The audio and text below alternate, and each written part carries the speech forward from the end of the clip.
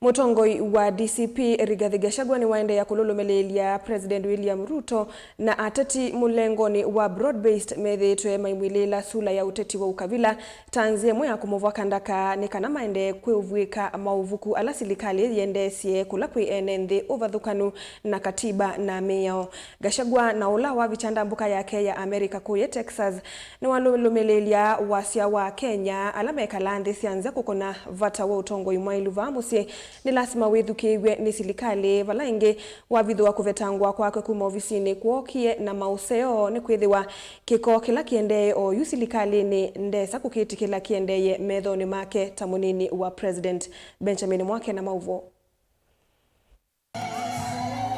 Mutongoi wa chama cha DCP nolo indambukani mwana kuya Amerika nwakanya teti Mulengoni wa Broadbased ala Methiitwe Kumuvaka Ndaka ya Uteti wa Ukavila aiweta Nzia ya kwivitha maika kulyo makulyo kukonya Mauvuku maingi ma Silikali yao yu.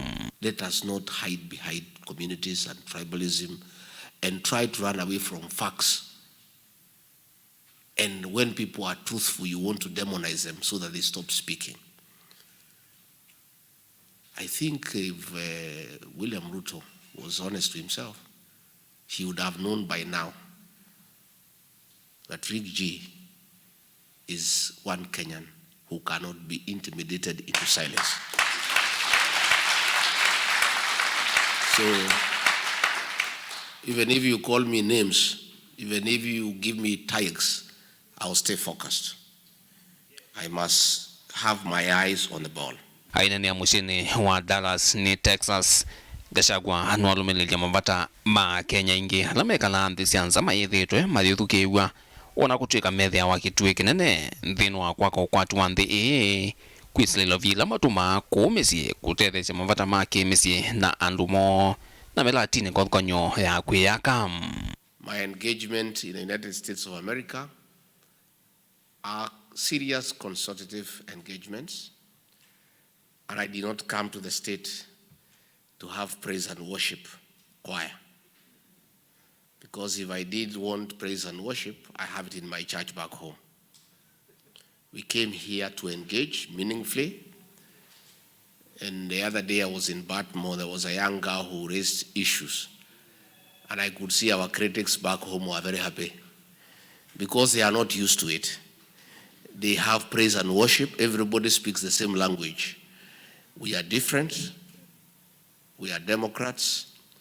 And we believe that everybody's opinion matters. And all of us cannot see things the same way. And that is what we are fighting back at home, one-man rule, where somebody wants to decide that he knows everything and nobody else knows anything else.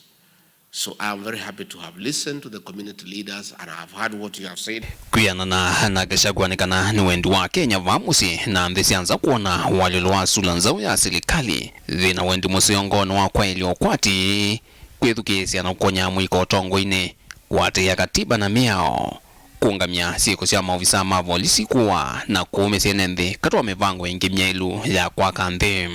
William Ruto has decided that nobody can tell him no. Nobody can challenge him. And if you challenge him, you must die or get injured and go to hospital, as he said. So we have those challenges as a country, and together we'll fix it. Luckily for us, we are a functional democracy. Elections every 5 years. There will be an election in 2 years' time. And the people of Kenya will wake up early and go to elections and elect a new government.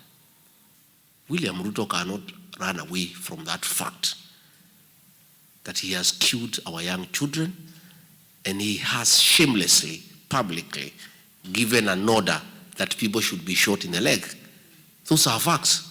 Ndambukani Amerika Gachagua mwamba na muka wake Pastor Dorcas na Ateti kivathukanyo alani ya memba hama chama cha DCP vilingwa Mauvuku kumavamu sinilovi nye nito Benjamin Mwaka.